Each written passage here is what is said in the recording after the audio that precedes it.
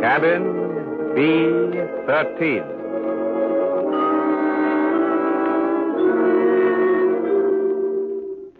My name is Fabian, ship surgeon of the luxury liner Mauravania. Tonight, as we lie alongside the docks of the great port of Southampton, the ship is ghostly, deserted. Our passengers on this world cruise have gone to London. And as I sit here in my cabin, B-13, I'm reminded how the tides and storms of 1,000 voyages have wrought nothing more strange, more sinister than man's desire for adventure in the strange ports and lands we touch. I remember Bill and Brenda Leslie. It was years ago before the war, and the effect on their characters of the mortal terror that overtook them in London. CBS brings you John Dixon Carr's famous Dr. Fabian, ship surgeon, world traveler, and host in Cabin B-13 for strange and incredible tales of mystery and murder, directed by John Dietz.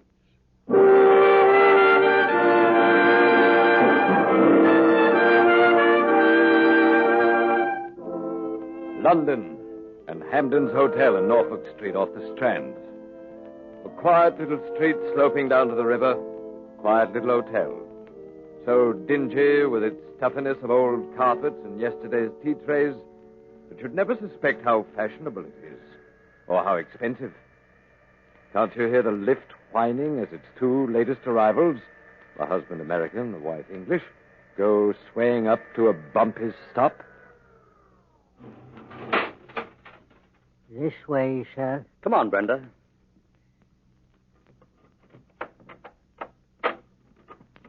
Will there be anything else, sir? That's all, thanks. Oh, wait a minute. Here. Oh, thank you, sir.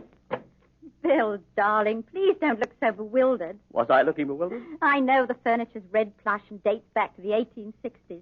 I know we can't get a private bathroom. By George, the waiters look as old as the furniture. But if only we'd gone to Claridge's or the Savoy or any one of a dozen places I suggested. Darling, you don't understand. No? Who the devil wants to go to Claridge's or the Savoy? This is London. Oh, Bill, I'm afraid I still don't understand. I've been in the diplomatic service for 7 years. I've been stationed in 3 capitals.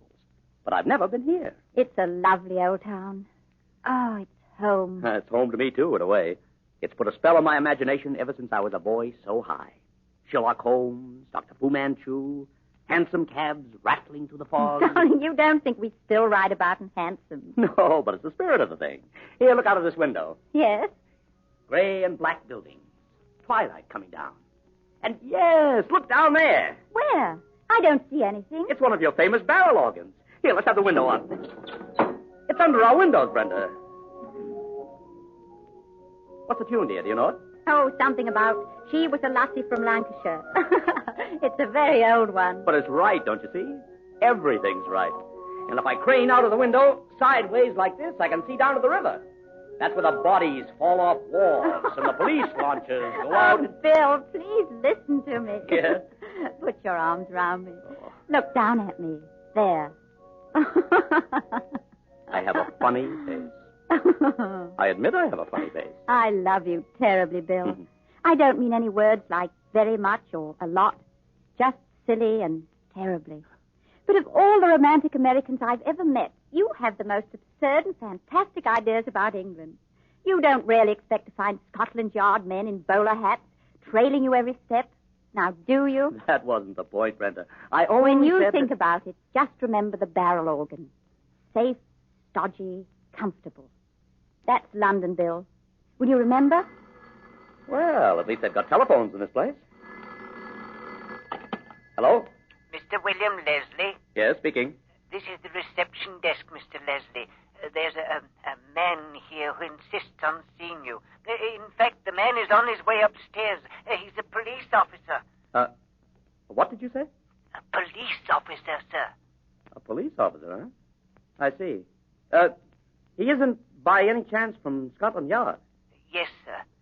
I thought you might like to know. Did you hear that, Brenda? Yes, I heard it, but surely... About 6 hours in Oh, England. this is ridiculous, Bill. There must be some mistake. Well, there probably is. All the same, come to think of it, I don't feel very keen about facing one of these bowler hats in real life. But why do they come to us? We haven't done anything. Nothing I can think of. That's what worries me.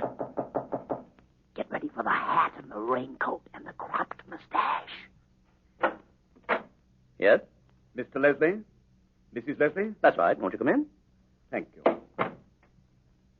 Sorry to have to trouble you, sir. I'm a police officer, Metropolitan CID. Here's my warrant card. I see. Chief Inspector... Redford, sir. And I'm bound to tell you I'm here about a pretty serious matter. But we haven't done anything. Easy, Brenda, easy. Sit down, Inspector. Thank you, sir. Now, don't mind my notebook. It's a mere formality. You and your wife arrived this morning by the Mauravania. Your wife is British and carries her own passport, correct? Yes, that's correct. A week from today, you leave by the same ship for Lisbon. At Lisbon, you take up a new diplomatic assignment at the American Embassy. Correct? How does Yes, that but I concern don't... you? One moment. I'd like you to look at this snapshot I have here. Who is it?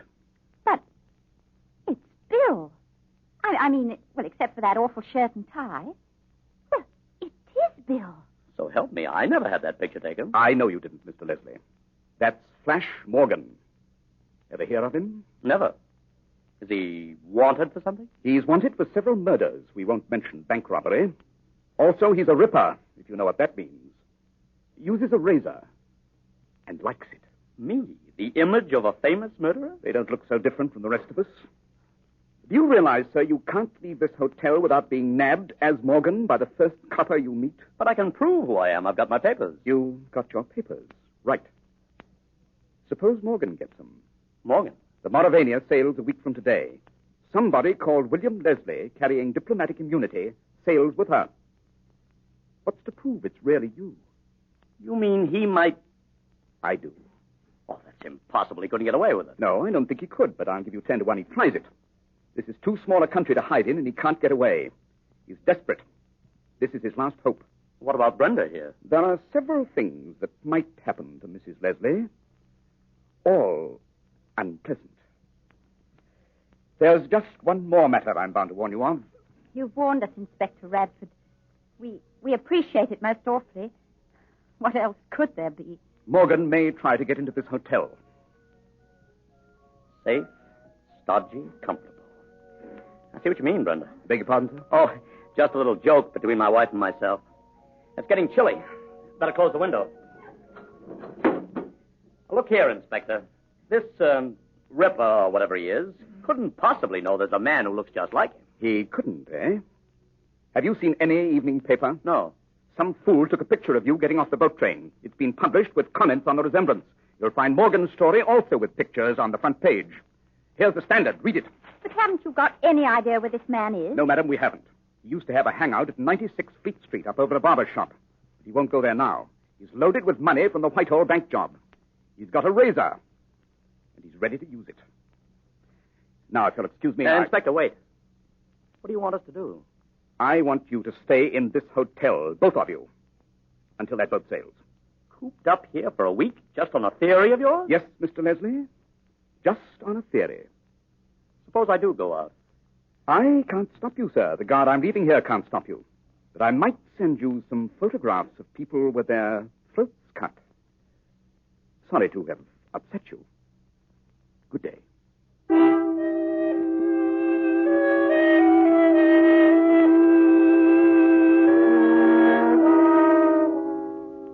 Hardly any change yet in the purplish white tinge of early evening.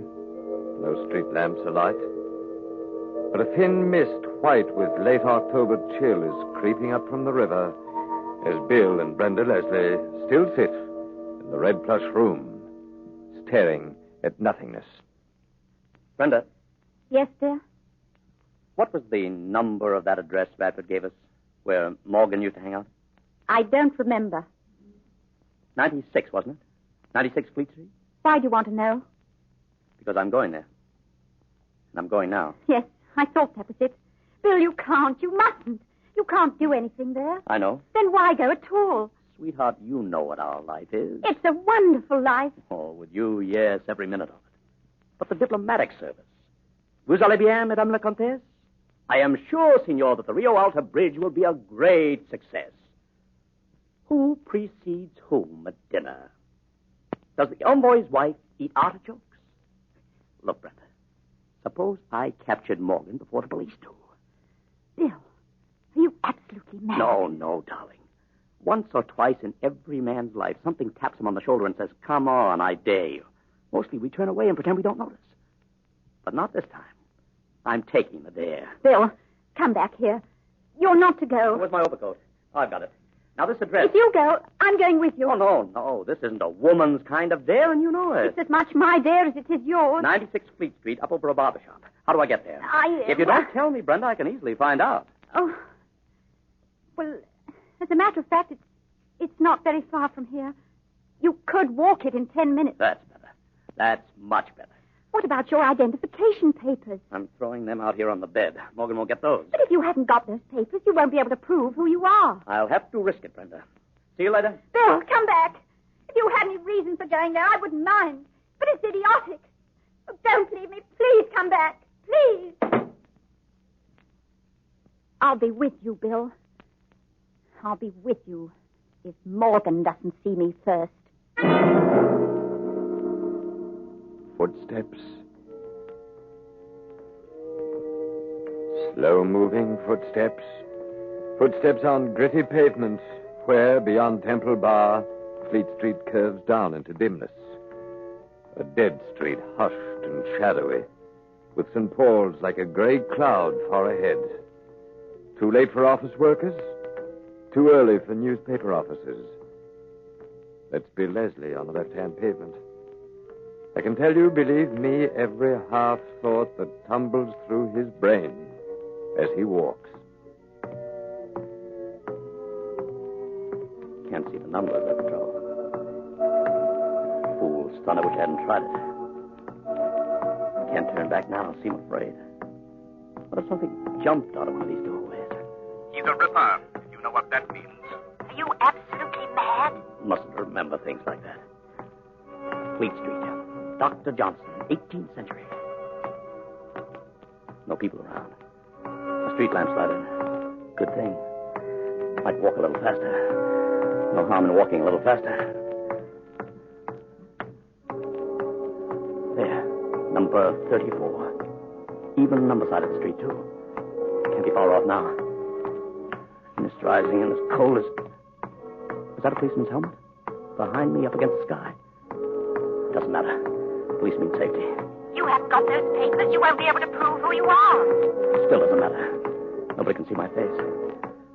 Another policeman's helmet. Swear to it. Over in that alley. A little faster. Take it easy now. Don't run. They can't possibly... You there! Stop! Wait a minute! Mustn't get panicky. How do you stop panic? Got to find that address. Got to justify myself. Got to... Run!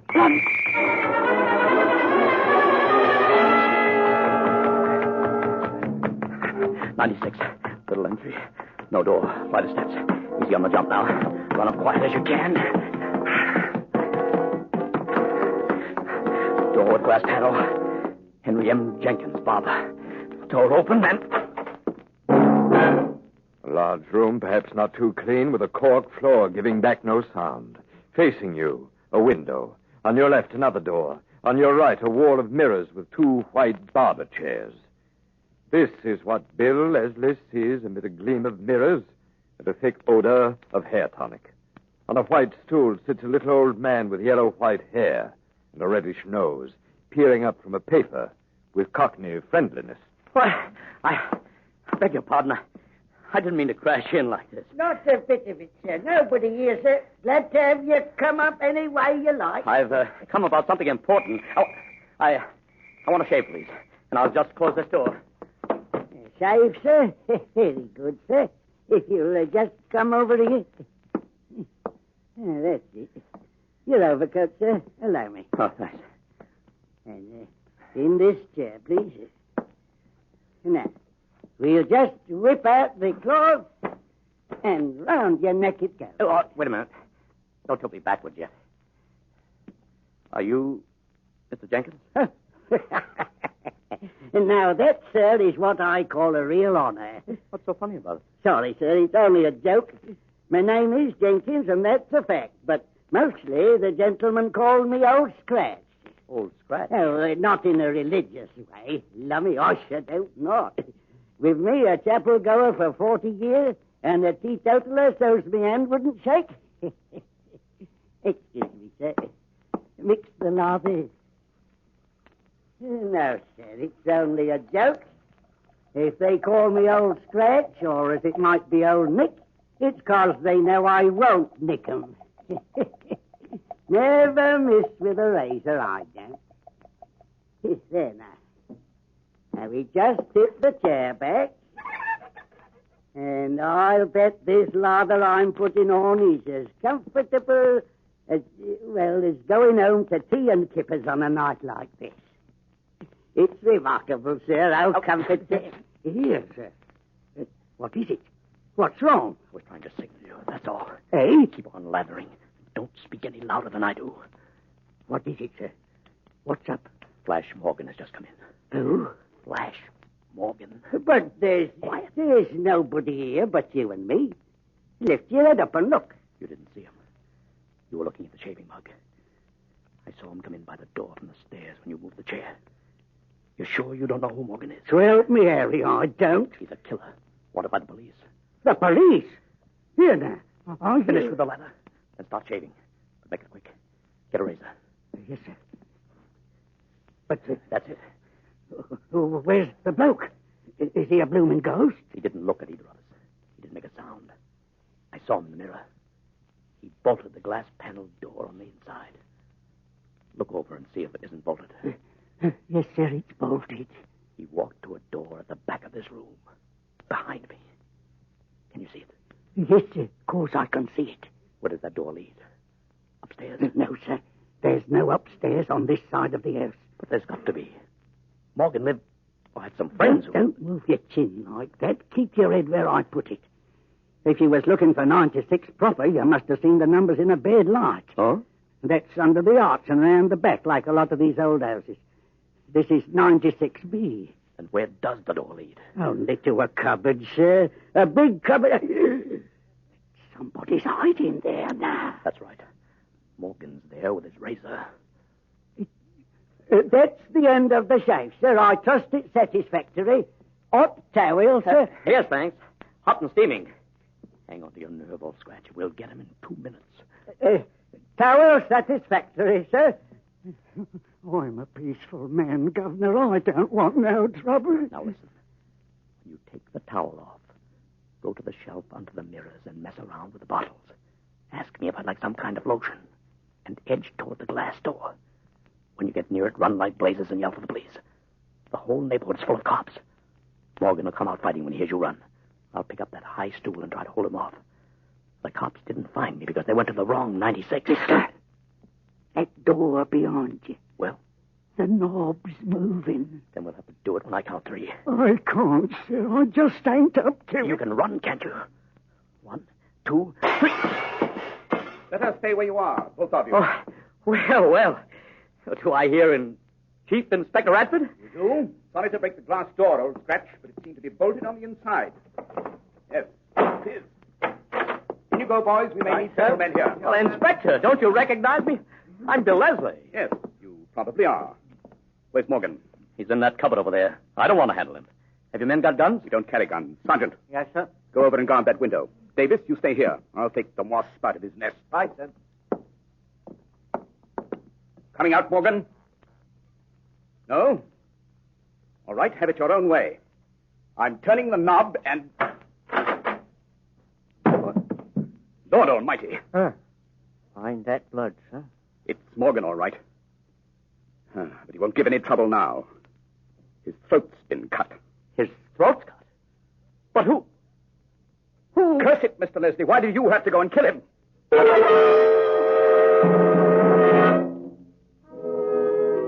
There's a famous building on the Thames embankment. Once red brick with white trimming. Now smoke darkened, redolent of old stone. Inside it looks rather like a hospital, does New Scotland Yard.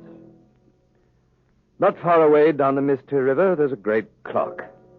As 3 persons sit in a small official room. Mr. Leslie, why don't you tell us the truth? Inspector, I have told you the truth. So is old Scratch here. Ah, every word of it. Let's face it, Mr. Leslie. You killed Morgan, and you don't seem to understand the law here. How do you mean? To kill a wanted man, even a murderer, is just as serious an offense as killing the Prime Minister. I can't help you if you say you didn't kill him. But I can get you off scot-free if you admit you did it in self-defense. Look, Inspector, I never set eyes on Morgan except when he walked through that shop. Scratch never saw him at all.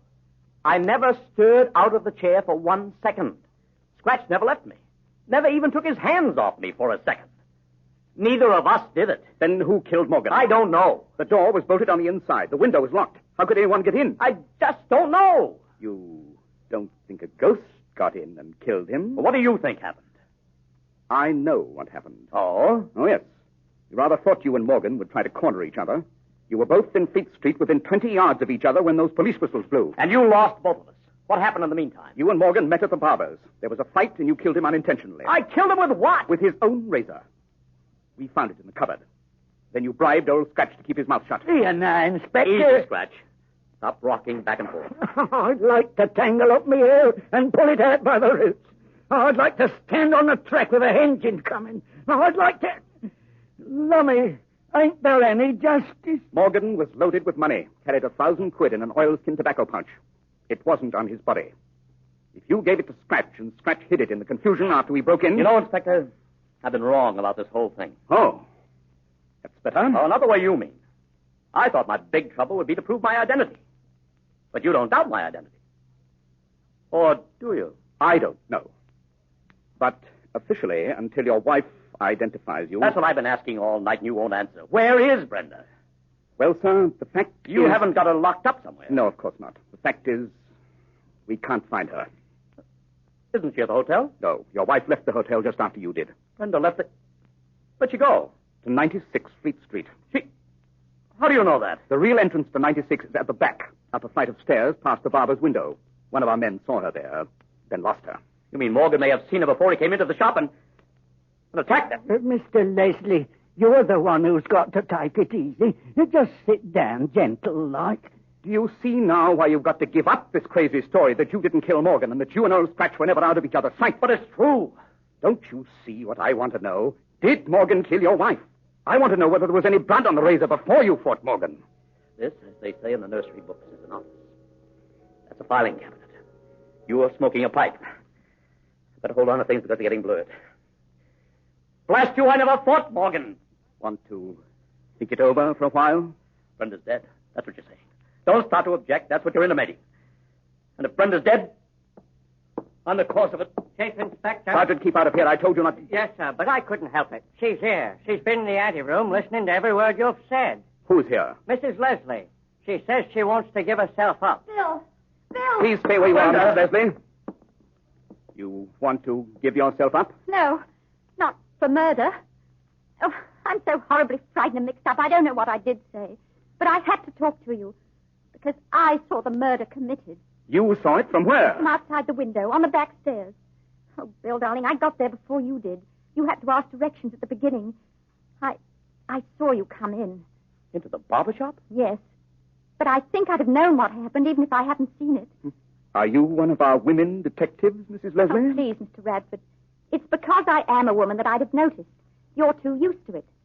Bill thinks that man you call old Scratch was never out of his sight for a moment. But he's forgotten something. Forgotten what?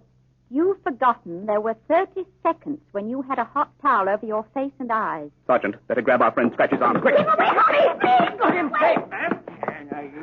Go on, Mrs. Leslie. Well, he went to the cupboard. He opened the door only partly and slashed inside. He dropped the razor inside and came back with an oilskin pouch of money. He put the money under a trap in the court floor. It took less than 30 seconds if you timed it. It's a pity I ain't got another razor. Old Scratch never misses with a razor. Better put the cuffs on him, Sergeant. You see, I already guessed he was an accomplice of Morgan. You what? Oh, Bill, you're so adventurous you won't use common sense. He was reading an evening paper with pictures of Morgan and you, too. But he said he'd never heard of Morgan. You spoke first, so he knew you were the American. And he saw a way of killing his partner Morgan for the money. If he just dropped that razor in the cupboard, the police would think it belonged to Morgan, wouldn't they? I'm afraid they would. Only I'm an awful coward. I was so paralyzed I couldn't even scream. Somebody chased me. Maybe it was the police. And I fainted in some old woman's room. Oh, Inspector, may I go to my husband now? You may, Mrs. Leslie, with the apologies of the CID. Bill, please take me away from London before your sense of adventure starts again. I don't understand these detective stories.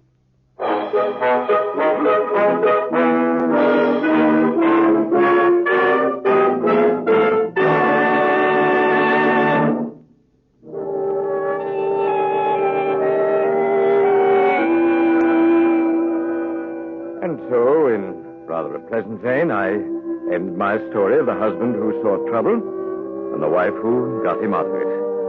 And as I, Dr. Fabian, ship's surgeon of the Mauravania, sit here in my cabin, B-13, remembering this story, I wonder what other memories of strange and sinister happenings will come back as we touch at the other ports of our world cruise. I hope to greet you again next week in cabin B-13.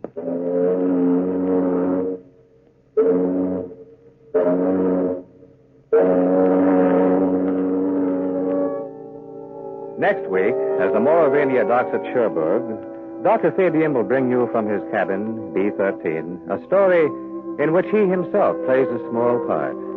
A tale with not quite so pleasant an ending as tonight's. A strange adventure which he calls The Man Who Couldn't Be Photographed. Cabin B-13 is created and written by John Dixon Carr, outstanding mystery novelist in both England and America, who is also famous as Carter Dixon. These Dr. Fabian stories are all newly written for you by Mr. Carr and have not appeared before on the air or in printed form. Dr. Fabian is played by Arnold Moss, and on tonight's drama, Joseph Curtin played Bill Leslie, with Naomi Campbell as Brenda and William Podmore as Jenkins. The music is composed and conducted by Merle Kendrick. Cabin B-13 is edited by Charles S. Monroe, and the productions are directed by John Dietz. This is CBS, the Columbia Broadcasting System.